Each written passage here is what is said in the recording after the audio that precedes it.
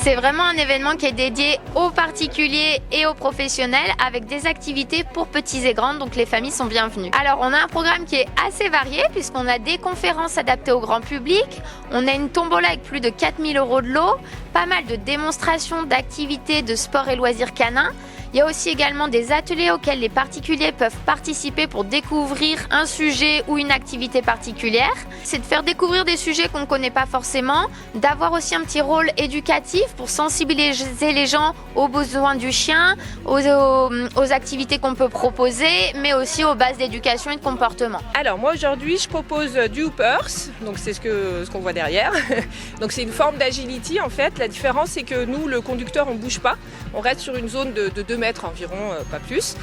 Et le chien, on doit le guider à distance sur des parcours. Là, le parcours est un petit peu petit, mais on peut aller jusqu'à 25-30 mètres de distance avec son chien. Les avantages, ils sont nombreux. D'abord, ça renforce la complicité avec son chien, ça renforce en fait le lien à distance justement. C'est une discipline aussi par rapport à l'agility qui va être plus adaptée en termes de courbes. Alors, c'est pas vraiment flagrant ici, encore une fois, parce que le parcours est petit, mais normalement, on a des courbes qui sont beaucoup plus larges, donc qui sont beaucoup plus adaptées physiquement, physiologiquement au chien.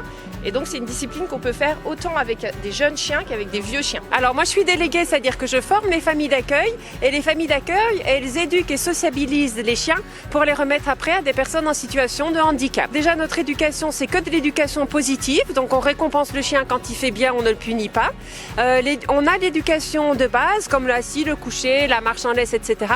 Mais en plus on apprend à nos chiens des commandes spécifiques au handicap comme ouvrir le placard, rapporter des objets, changer de côté du fauteuil ou aboyer sur commande. Alors la première édition on a fait 900 visiteurs, donc l'idée c'est d'aller dépasser et on aimerait bien avoir 1500 visiteurs, donc on compte sur vous pour nous rejoindre.